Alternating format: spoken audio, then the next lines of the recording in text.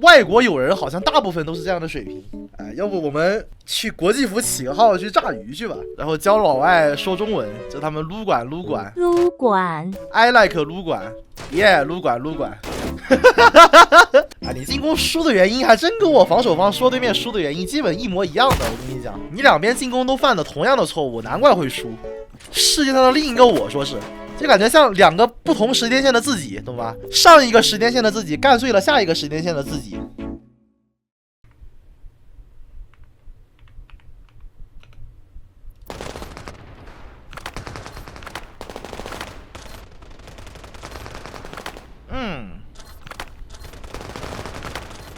应该是国服的电子局。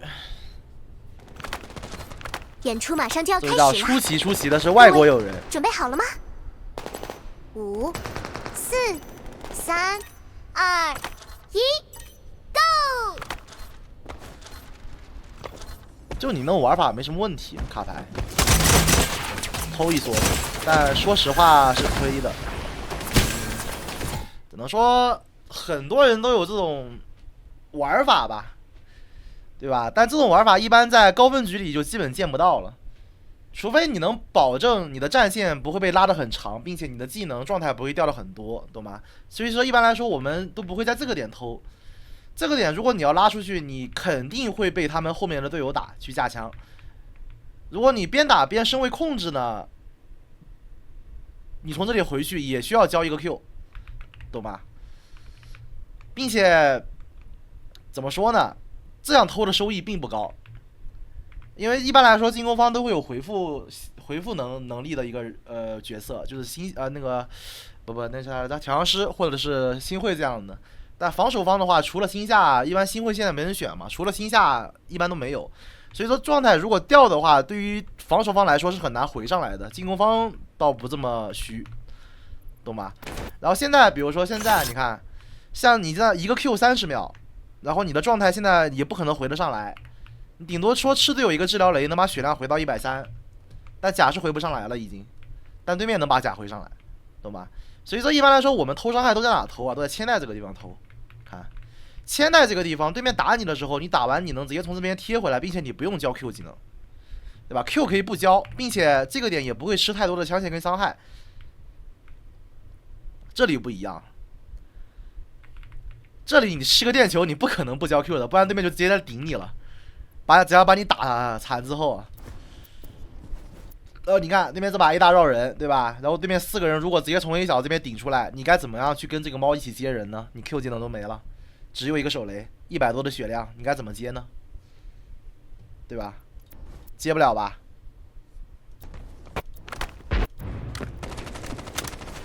那猫死了，20秒的 CD， 你连看都不敢看一眼，为什么你不敢看呢？因为你 CD 没好，你没这个 Q， 你根本就不敢露头去这个枪位去开枪，开枪你一定会死。站这个位置，对面也会拉出来打你，懂吗？就这个点，就事已至此啊，你就直接从这边后面往后走，直接去守你这边底线，这个跟熊一起去打这片区域的人就行了。A 小直接放掉，这个点你不放的话，你一个人守不住，你也开不了枪，对吧？这都是连锁反应。蝴蝶的 Q 被削弱过，上个赛季才削的。这些都是你一开局偷那一梭子的连锁反应，发现没有？然后你看现在明的状态，对吧？他这个好像还是掉了的，不知道怎么掉的，应该是被熊打掉的。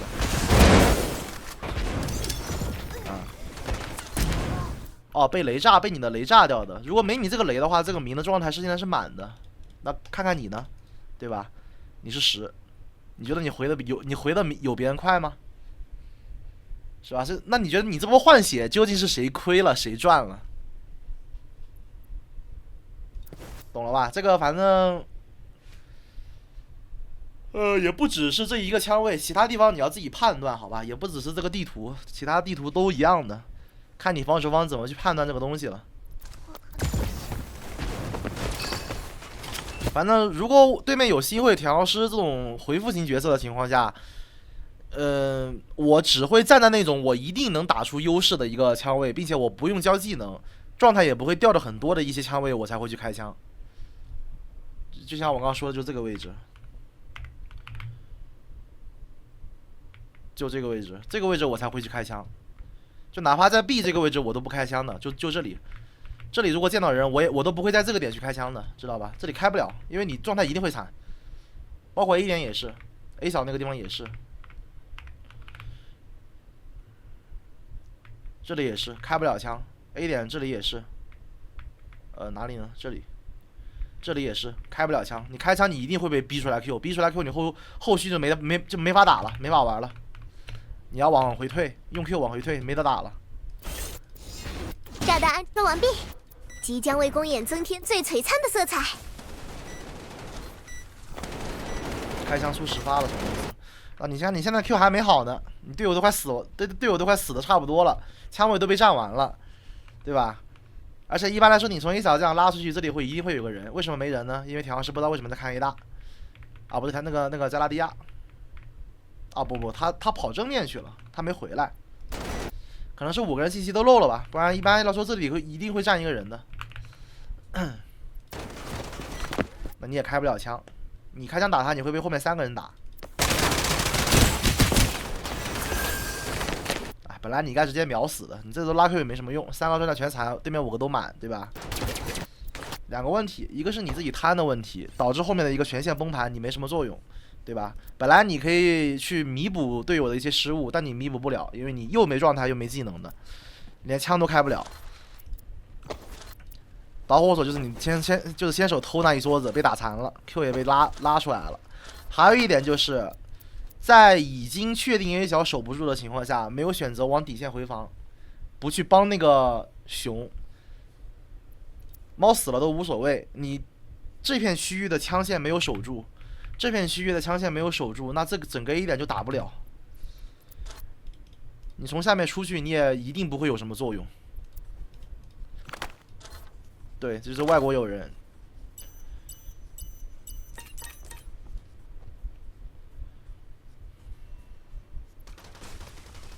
有人会翻译的，有翻译的。感觉想打只能开局丢闪偷。没必要啊，为什么你就一定要去偷那个伤害呢？有什么意义吗？就像我刚刚说的，你开局偷的这个伤害究竟有什么意义啊？对面能回，你回不上来，对吧？你又不是说时间只有20秒、30秒了，你这一梭子能压着对面这11-20秒进不来点，那这把就赢了。开局2分钟你偷的究竟有啥意义呢？他站这个位置为什么能偷？我刚刚解释过了，因为这个点他能确保自己的身位不会漏得很大，并且偷完之后他能直接回来，技能不用交，手雷道具都不用交，只是单纯的掉了一点护甲，甚至甲都不会掉。我跟你讲，他单纯的拉出去打个提前枪，然后再回来，以至于说这个地方你甚至能够拉出去跟对面一梭子，就是如果是只有1个人往中路飘的话，你能跟他1打1，你是完全的优势枪位的情况下，你能给他秒了。他后面哪怕能补枪补到你之后，你一丝血回来，你还能拉 Q 回来，对吧？然后扔个治疗雷什么的，那你换掉的是对面一条命，这样就很值，知道吧？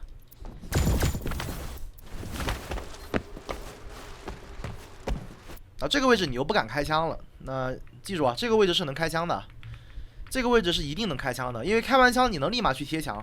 为什么说这个位置贴墙？哪怕你被打，就是怎么说呢？你像刚才那波一样被打掉了90的甲也不亏，知道为什么吗？他想要打掉你90的，他得跳进来打你，他得跳到这个位置去打你，懂吧？因为你直接出去来一梭子，然后再回来，他不可能反应这么快的。他想打你得进来打，懂吧？进来打的话会被你背后的队友抽，属于一个钩子位，所以这个位置你可以开枪没问题。但你在 A 小不是钩，你 A 小就单纯的你自己一个人玩。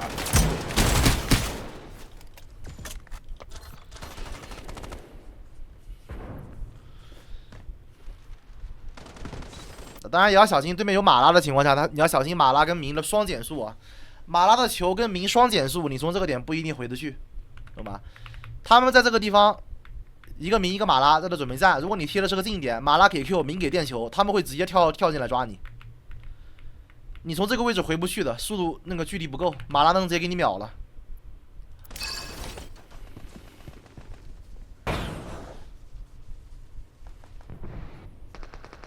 这个你在路人局很难见到有这种配合。炸弹安装完毕。高分局里你可能会见到，然后比赛里面经常有人会用。即将为公演增添最璀。比赛里我已经见过有3个队伍这么用过了，就是马拉跟明404基地中路直接抓人，马拉跟明电球双减速，直接把中路那个贴墙的人给直接抓死，弗拉维亚 Q 都摁不出来的。他的色彩。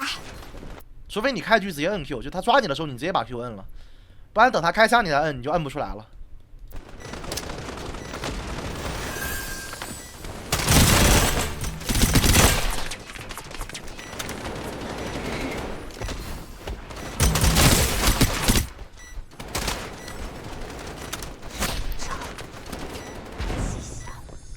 不用追啊，拆包走对面出来。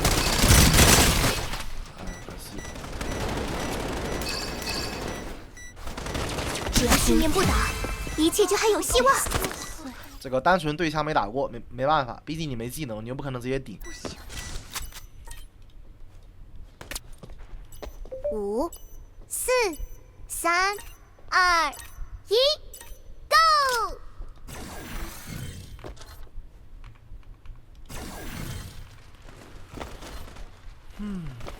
高聘车队吗？这是外国人，这位是外国友人啊。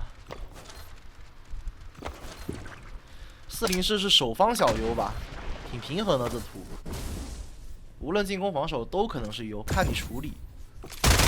现在唯一不平衡的图可能，好像还真没有吧，都是看两边处理，哪边处理好哪边就优势。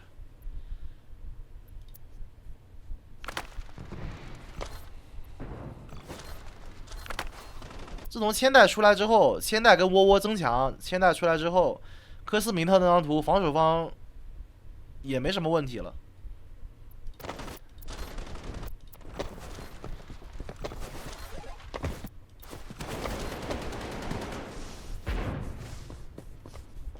你再给他点了不就完事儿了吗？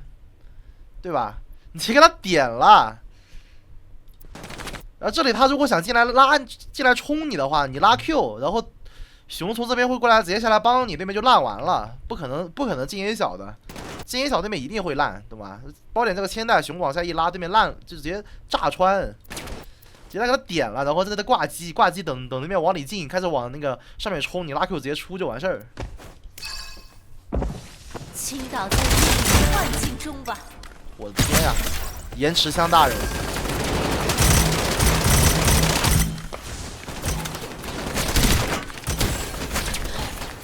换子弹不要往后退，仅限于你有 Q 的情况下，原地摁显化换就行了，好吧？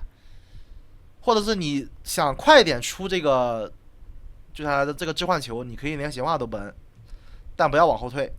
你不可能你身上带个 Q 技能，你让你队友帮你拉枪线，对吧？那太离谱了。而且不可能出 Q 之后就直接不开枪了呀，这个地方得打的，为什么要往左拉呢？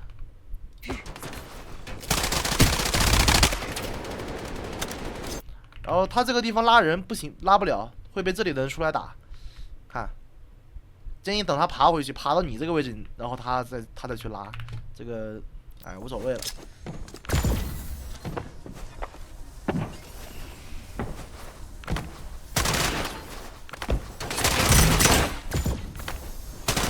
距离战斗结束还剩40秒。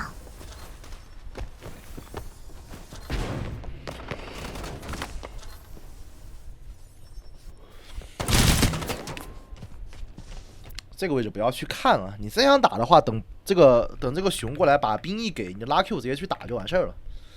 这位置不要去看，没有意义，就是你就算看到对面不在或者在，你又能怎么样呢？是吧？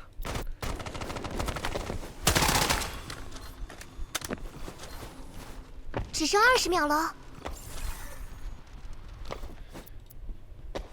有人近点扔了个雷，你只需要他 A 点还没走就完事儿了，就你要拿的信息是他有没有转点的信息，好吧，并不一定要看到对面的人，你只需要知道 A 点那边有人撇了一个雷，就说明他人没走，队友那个管道没看到人，就足够了。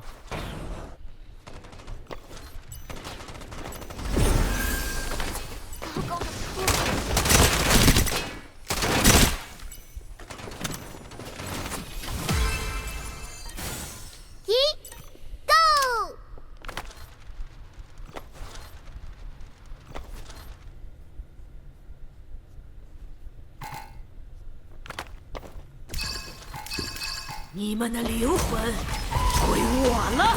Q 技能反应有点慢了，你别往中路去啊！你往中路去干什么？往井家退啊！肯定往这里退，然后方便从这边回防底线啊！你往中路跑，那如果他中路蹲这个人呢？他如果没有拳头禁闭，中路蹲这个人怎么办？有这种可能性哦。炸弹安装完毕，即将为公演增添最璀璨的色彩。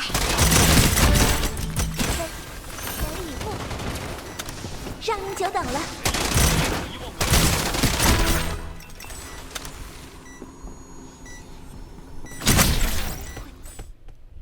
5、4、3、2、1 ，Go！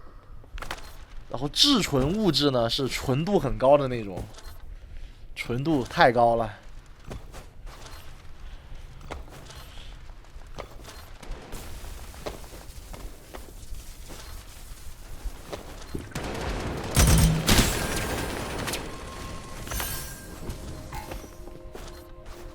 利刃独行，我一人追风逐影。万马。A 点没进，不着急，挂会儿机是对的。复盘过黄金吗？很少。别眨眼，不要错过接下来的武器。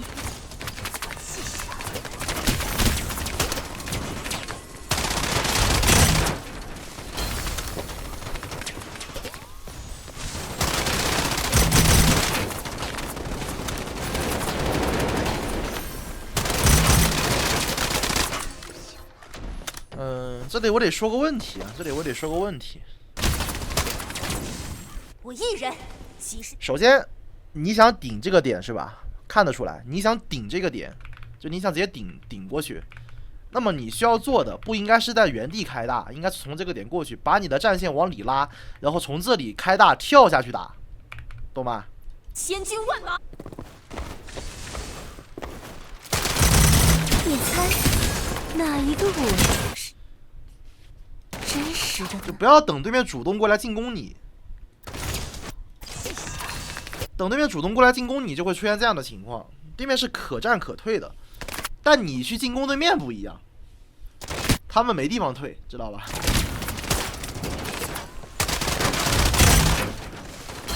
然后这里也是有 Q， 大招还在，直接出去操作打就行了。你哪怕你直接出大出去拉一梭子近点，然后给个 Q， 然后往外出，对吧？对面有兵，对面又不敢追你。你要做的应该是把枪线拉开，而不是所有人都在这片区域去打对面，那你就互相架呗，对吧？为什么他们能在这里架那么久？想过这个问题没有？因为你家这里没人。还有为什么说就是这片区域 A 小这片区域是进攻方进来就会输的一个地方？因为它3个地方能架，并且3个地方的枪线能够覆盖到这一片区域全部，并且对面还打不了，对吧？就往外一拉，给个 Q。拉出来站这个位置，你看追出来踩兵，不追站这个位置爽抽，看到没？就追出来这样打你，不仅踩兵还要被信抽，对吧？信这个位置也能看满，你看也能抽满，这你直接往这个墙上一贴，拉出来往墙上一贴，追不追嘛？不追下来打他，哎出来了，哎往墙上一贴，对吧？踩的兵被信抽，选一个呗。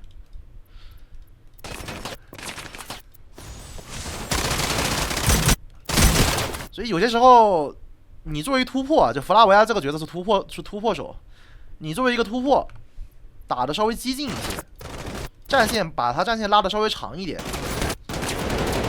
多去拓展一下自己的枪位，别尽量不要就尽量少跟队友去站在同一个枪位去打，因为你有去突破去抢枪位的一个能力，但你队友不一定有，好吧？只要把枪线拉开，枪位拉开，会很好打。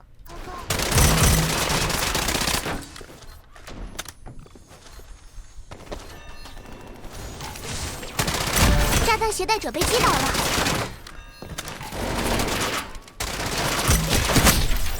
唉，玩这种角色玩的太保守了。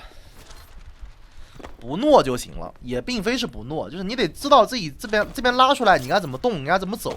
其实你玩突破也是需要有一定的脑子，就是你得就是比如说我刚刚那波啊 ，A 场我让你出去拉，然后去拉那个A 点那个包点那个枪位，为什么要这么做？因为那个地方没人。演出马那上就要3、4开始了。个人在 A 场那个地方能给你们互相架半天，为什么能架半天？因为 A 包点没人， 4、就需要你去补。 3、2、1 ，Go！ 这是一个推出来的一个想法跟思路，所以你要有点脑子。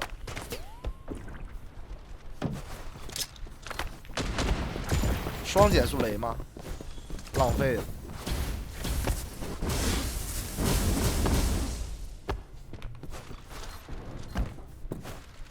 1打1，操作，来你看。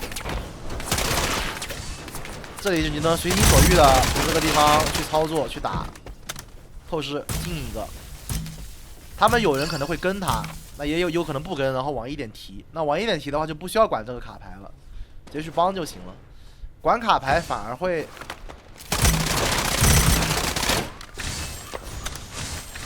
那你看你会被他直接溜，就一直溜。我的化身便足以让世人赞颂。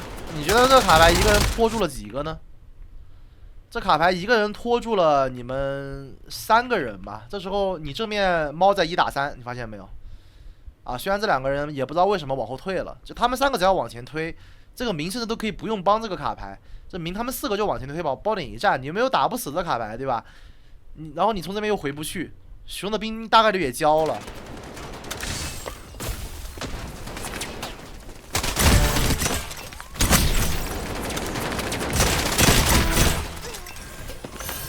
那我只能归咎于对面玩的诺，好吧，不然你们这把输的概率太大了。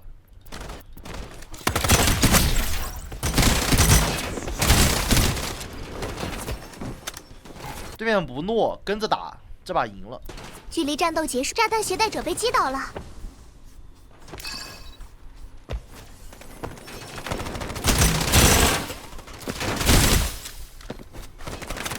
只要信念不倒。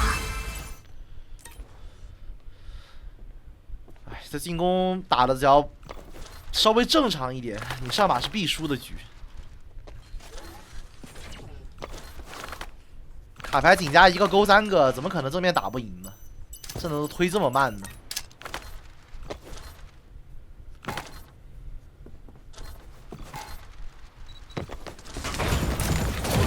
？3局啊，没必要走啊。 你有 Q， 你没必要走的。拉扯出来的话，对面要下包，你下个 Q 20秒。炸弹安装完毕，即将为公演增添最璀璨的色彩。锋芒所指。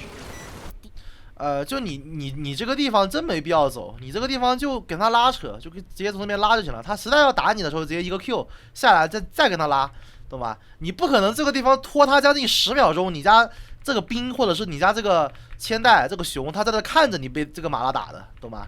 总要有一个人下来帮你的。但凡有一个人来帮你，这马拉就是个死人。那你说对面可能也会有人帮，对吧？但你家有兵，这就是为什么说你就作为一个钩子，作为一个突破，你前面扛压的位置，你要去接着去踩这种枪位的一个原因，知道吧？他要是想来帮这个马拉，得踩着兵，甚至说队友还会扔火力大喵这种东西，就这种技能，还有千代这种东西，对吧？他有大吗？也有大，你看千代甚至有大招。只要你把对面全都勾在包点这片区域，这把是必赢的局。我直说了，真的必赢的局。你甚至可以死。就这个马拉跟帮马拉那个人绝对走不掉，踩全兵千代有大，对，然后黑屋的人火力大喵往外扔了，肯定要爆的。以我感，这个压力你可以吃，好吧？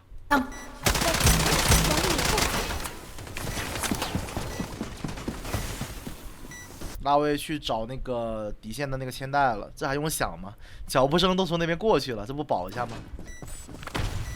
找到你了，猜猜我在哪儿？他这个大真的可以用 Q 躲，弗拉维亚的 Q 是顺发的，他那个大不是顺发的。听到他开大的时候，直接摁 Q 是能躲掉的，反应快一点。让你久等了。这不是送吗？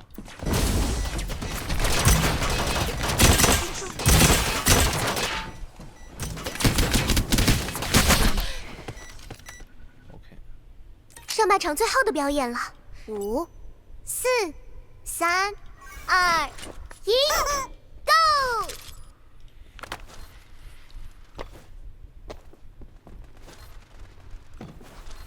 到底咋输的？这还用看啊？就打个 B 包点，全都占那个傻逼位置，不就输了呗？肯定输啊！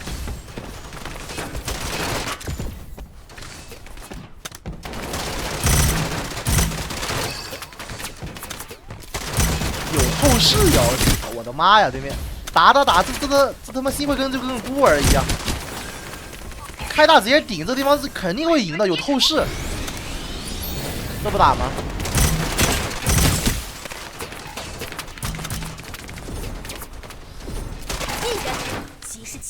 看到这个东西没有？看到这个东西没有？你就摁个 Q 直接往前顶，进黑屋这个人一定可以吃，他不敢从这边踩着后视，然后往这边去帮这个人，懂吧？就顶他就完事儿了，一个大换对面一个人很值，5打4是大概率能赢的。千军万马。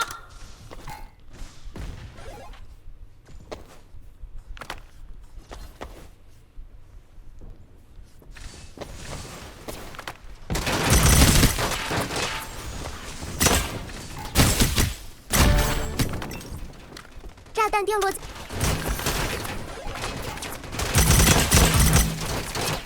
别眨眼，距离战斗结束还剩40秒。你会发现你开不出来枪，对吧？其实就这样的。就弗拉维亚这个大其实是给队友拉枪线用的，懂吧？跟自保用的。所以这大最弱的点在于哪里呢？队友死完了你才开大，好吧？这大最弱的点就是队友死完了你才开。你会发现你一个人什么都做不到，他是拉枪线用的，拉枪线跟自保用的，所以2打2的情况下，你开大基本上输的概率也都会很大。就你的队友越多，你这个大越厉害，懂吧？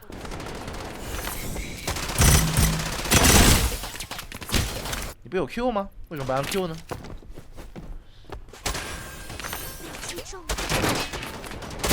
我的信念不倒。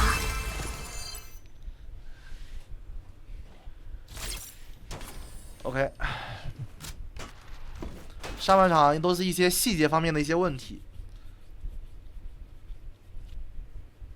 整体的思路来讲不算很那个，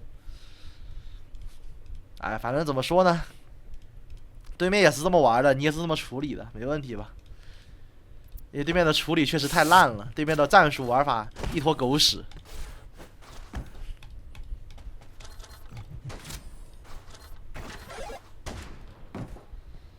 就为什么我说这种局你只要会打常规就能赢？举个例子，就是刚刚他们 B 点为什么老打 B 老输？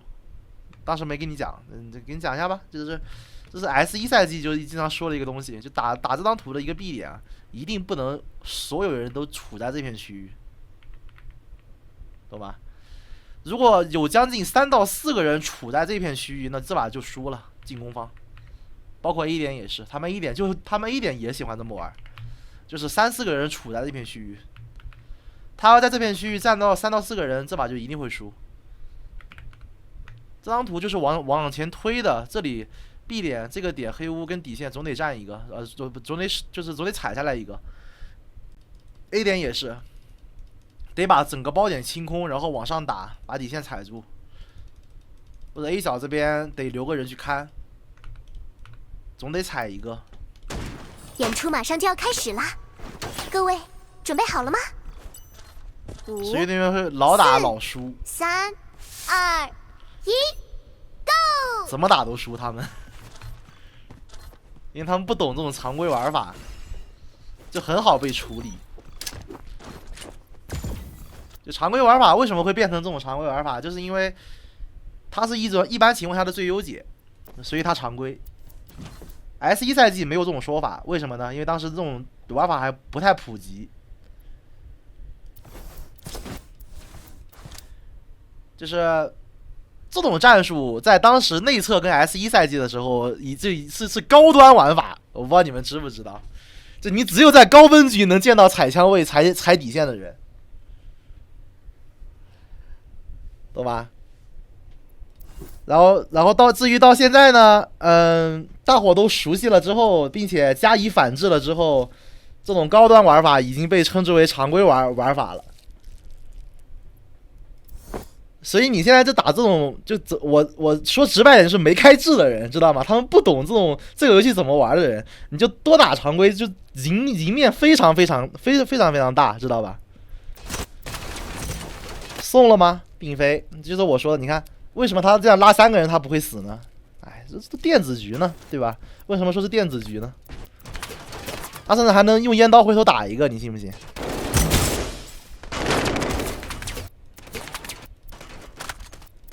啊，就有句话怎么说呢？这就是一般攻击魔法，知道吧？如今他已经是一般攻击魔法了。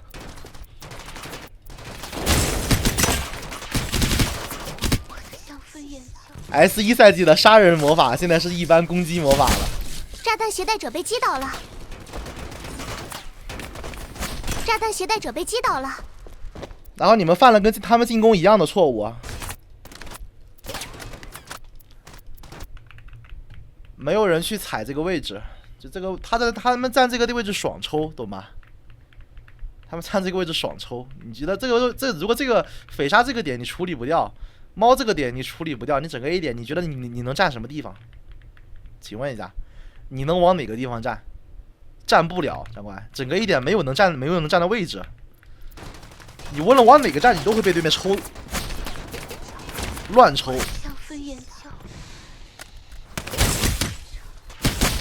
炸弹携带者被击倒了。好可爱的小人，可爱的对局吗？电子局是这样的。比如说，你看，你像规避这2个地方的枪线，对吧？你站哪？你站这儿，你会被 A 小抽，看到没？因为 A 小一定会出人的呀，对吧？这里一定会出人，你会被 A 小抽，对吧？除了 A 小能架到你的一些位置，你说你站这儿，你会被上面这些地方的人抽，你站这儿也会被上面的人抽，你站哪呢？你站这儿。那就像我刚说的，就所有人就是因为底线这2个位置踩不下来嘛 ，A 小也一定会有枪线，你整个包点没有能站的地方，那你就会站哪？你就一定会来站这个位置 ，OK， 这就是死人位，懂吧？这是所有人的一个惯性思维，就是你不懂这个游戏或者这张地图怎么玩的一个惯性思维，在你两个枪位没抢下来 ，A 小没抢下来的情况下，你一定会退到这个位置。那这个位置只要道具一灌满，你想走都走不了，一定给你反清掉。对面会玩的话，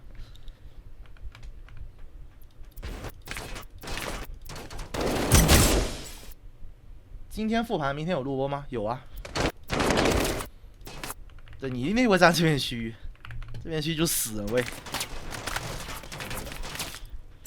哎，所以输是肯定的。4、3、2、1。Go！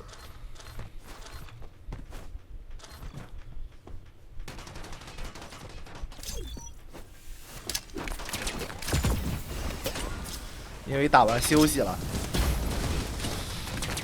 哎，外国友人好像大部分都是这样的水平。哎，要不我们去国际服起个号去炸鱼去吧。然后教老外说中文，这他们撸管，I like 撸管 ，Yeah 撸管。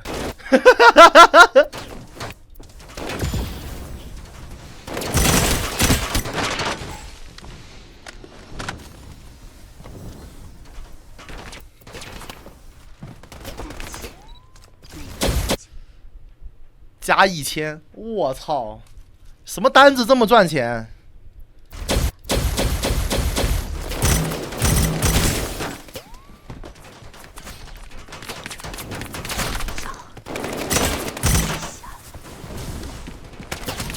炸弹携带者被击倒了。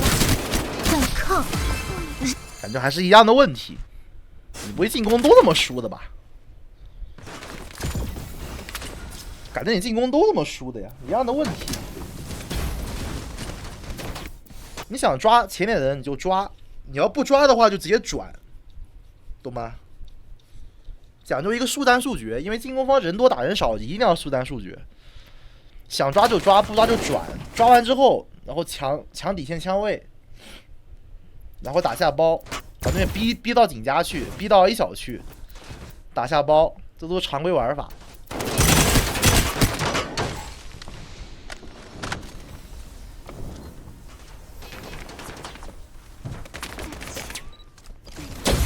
海洋之泪和宋红，还有12个大红，牛皮！海洋之泪单吗？打得越混乱，进攻越容易赢，还真是。因为防守方需要有序的踩到一些枪位，而且大部分防守方的技能不能在那种边打起来边有作用，但进攻方的技能是边打起来边有作用的。你像猫的技能就没有，对吧？匪鲨的技能有，千代也有，喷子也有，蝴蝶也有，啊，只能说是阵容问题吧。反正我就是，如果他像窝窝这种的，对吧？像窝窝信或者熊这种的，他们的技能就没办法在打起来的时候有用，知道吧？击倒了。有信念不打，一切就还有希望。各位，你直接说防守要提前布置陷阱不就好了？说那么复杂啊？不啊！3、2、1 ，Go！ 这游戏真正能被称为陷阱位的只有3个角色，长官。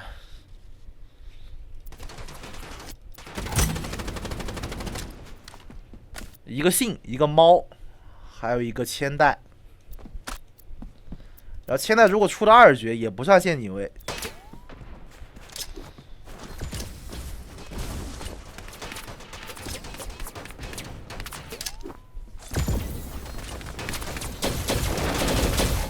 蜗牛呢？蜗牛是个蛋的陷阱啊！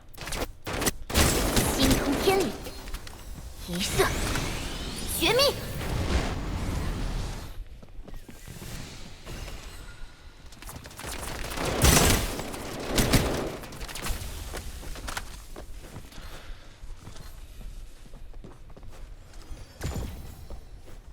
感觉你这把又要输，那也同样用到我之前说的那个说辞跟那个这张地图的一个玩法，你自己看嘛。你从一小出去，你又不抢底线，对吧？你黑屋留这么多人有啥用呢？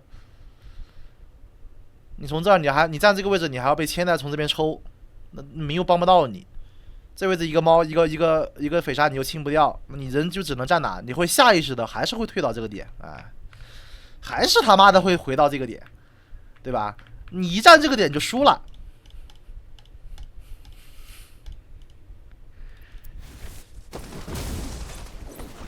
刀给这儿，炸弹携带者被击倒了。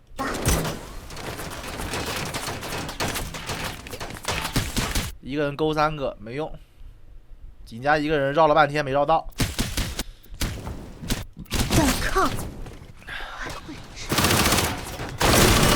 队友被清完了。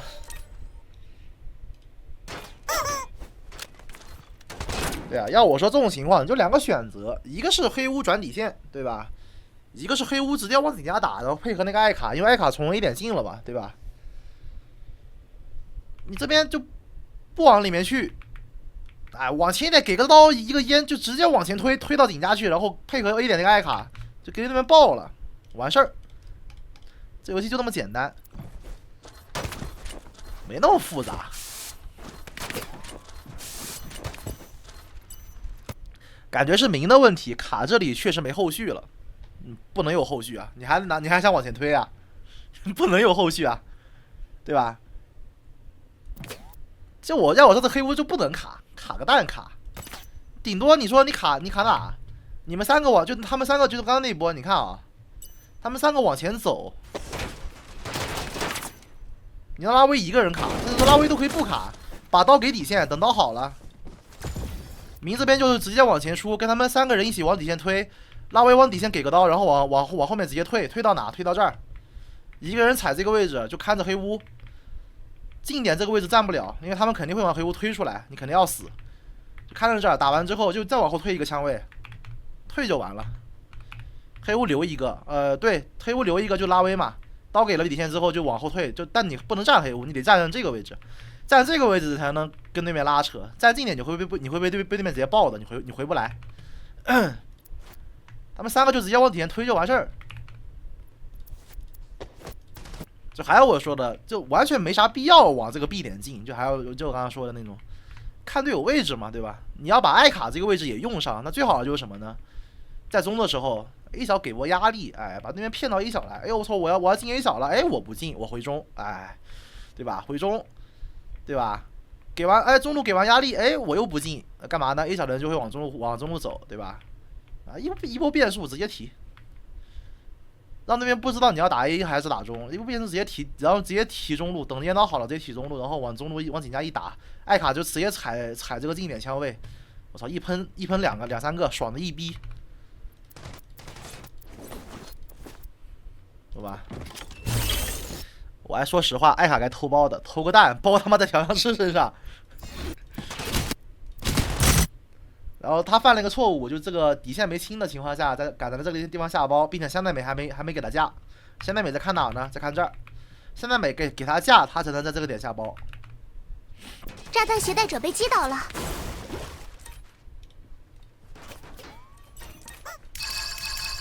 然后还有你用刀的一个问题啊，就是，这个得要你脑子里有一个清晰的一个打法的情况下，你才能够知道你的刀该怎么丢。就是你得知道你这波往 A 或者是往 B 或者是往其他什么哪个点打，你的最终目标是什么？好吧，你要知道你这个队伍的进攻的核心的最终目标是什么，就不能说你比如说你看，你往中路进，对吧？你往中路进，直接往这个过点给刀。这样大概率是没什么用的，知道吧？因为你的最终往中路进，你的最终目标是要往这片区域去，往底线这片区域去。所以近点是一般来说是明的用电球去清。你看，就明第一身位用电球去清这个点，清完之后明进，然后你直接跟就行了，对吧？跟完之后刀干嘛呢？刀留着往哪插？等明过了去底线之后，刀往这插，刀往柱子上插，懂吧？这个刀往柱子上一插 ，OK， 底线这片区域能给明全部扫出来玩，把这片区域拿了才是最终的一个目的，懂吧？但这个需要你有一个清晰的玩法，你脑子里，就你不知道这游戏该怎么玩的情况下，你的刀也是丢不明白的。就大概给你举个例子，反正后面根据自己的玩法自己去判断，好吧？打 A 的时候也是一样的，对吧？你不可能说。我进个 A 点，对吧？我近点有人，我就直接丢刀，没有这种说法的。近点有人，让明的电球去抓他，懂吗？拉威的刀一定要留着，留着干嘛呢？留着往这里丢，丢这个位置或者中间这片区域这个位置，把这一整片区域都给它扫出来，全都给清空排空，然后把队友送上去。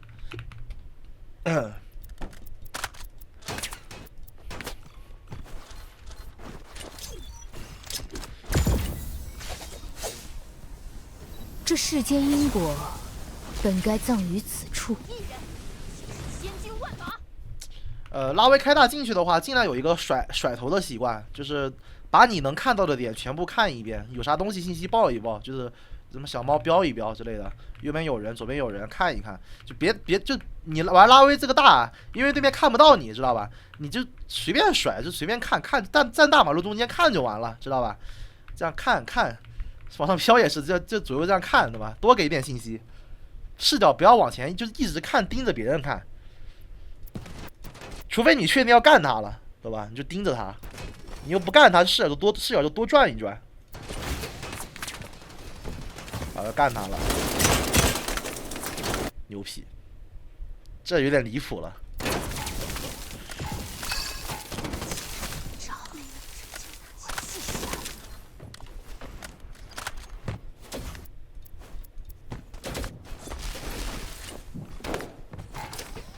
镰刀，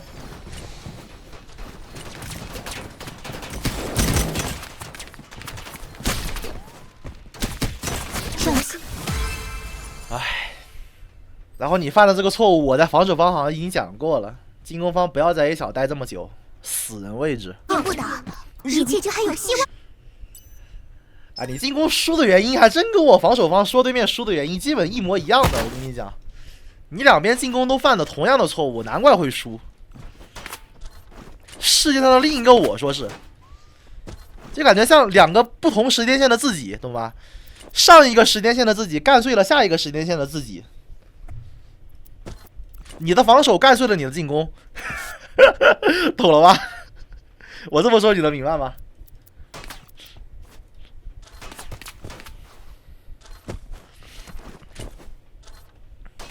你怎么能让自己的防守干碎自己的进攻呢？演出马上就要开始啦，各位准备好了吗？5、4、3。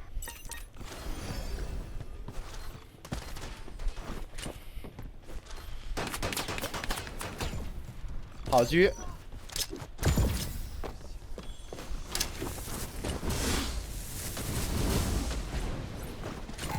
你真的想要进这个点吗？我看不出来，你连位置都没压，长官。就光甩道具，光甩技能，看不出来你要进，对吧？你看，你真想进吗？我看不出来，长官，对吧？就所以说你真的不是想要进这个点的话，你不要丢道具，技能是可以交的，知道吧？刀可以交，为什么你要丢道具？就这游戏的道具是一整局里面不可再生的资源，你道具拉满，技能拉满，我还以为你要打呢，搞半天你不打呀，那你这个道具不是太浪费了？道具不可再生，技能可以有，技能一整把你能丢大概4、5个，但道具只有一次，你可以丢技能，但不要丢道具，给压力不要丢道具。那你现在道具全丢，那你现在技能也没有，那往 A 小打吗？对吧？往这个点出吗？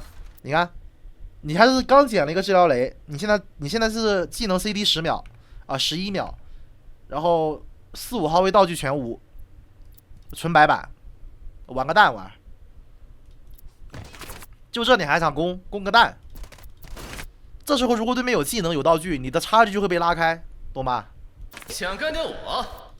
他如果往这边撇个减速雷，撇个雷，他手上有 Q， 接你轻轻松松，好吧？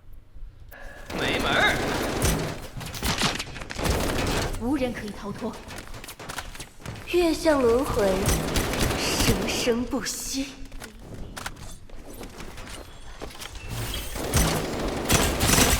只要信念不倒，道具其实不重要，不重要个蛋！说出这种逼话，我真的觉得你脑子有问题。一切就还有5、4、3、2、1，Go！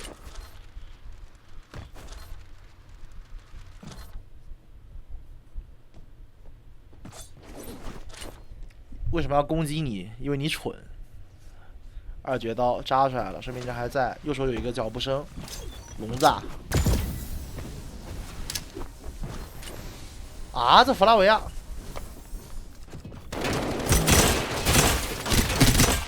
火力大招，正义之星。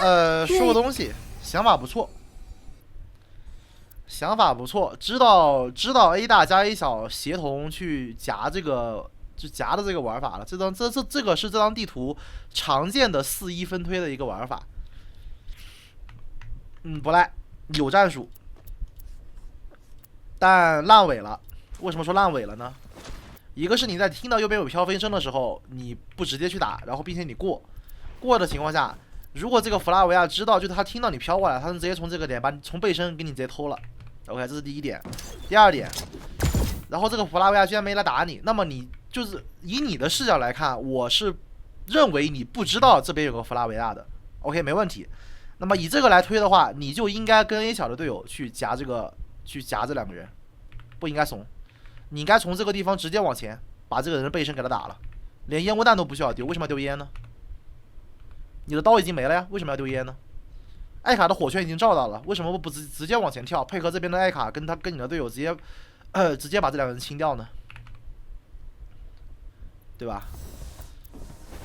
你看，你如果这边掏的是枪，那他是不是死了？请问，如果你这里掏的是枪，不是烟雾弹，那他是不是死了？虽然这边队友进慢了，他应该进的再快点的。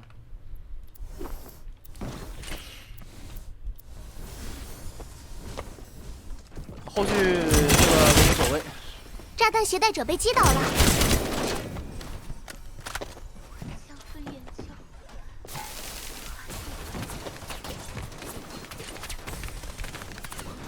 啊，最奇怪的就是你绕了半天，人也没打死，对吧？队友也没帮到，点位也没抢，突破也没打，对面甚至一个人没死，伤害你也没打出来。弗拉维亚近点甚至一个人拖了3个，啊2个啊2个。不是同伴。正气面不倒，如果算上艾卡的话，算是3个了，因为艾卡变成一个人了。一起所有的优势都被对面拉完了。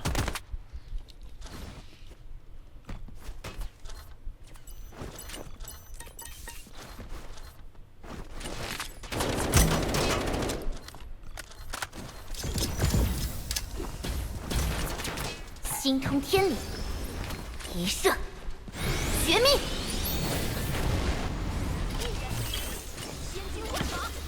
炸弹安装完毕，即将为公演增添最璀璨的色彩。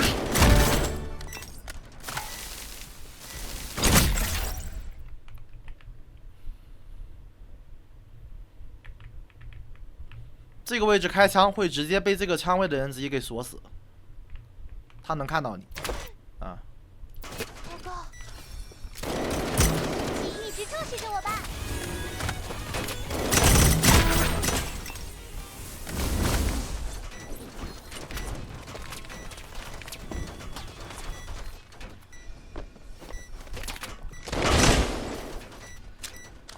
只要信念不倒，一切就……现在是关键时刻哦！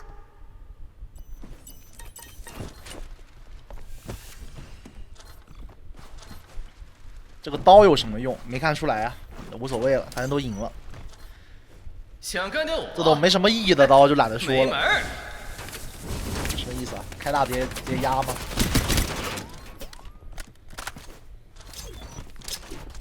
玩的很猛了，只能说。唉，还是那个问题。那我问你呢？你这个烟刀到底有什么用？好问题。Good question。好问题。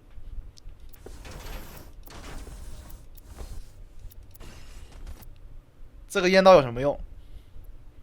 你又不冲，你又不打，对吧？你顶多扔个刀，看一下近点有没有人的信息就行了。为什么要把烟丢了？你又不进，触发底层代码了。OK， 必须要先丢烟后丢刀是吗？然后牛逼的来了，你在烟刀消失的情况下，你不要进点吧？下个刀8秒好。啊，不进，那还行。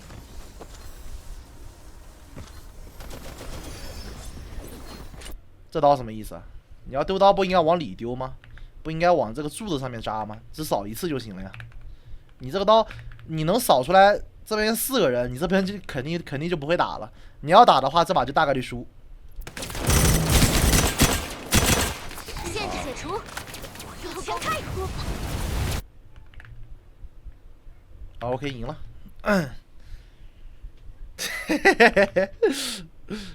原来是这样，那应该赢了。不追吗？这肯定追啊！4个人站一条直线，连进攻方进来的点都守不住，道具一个没有，那没办法，这防守方这么守，该你们赢。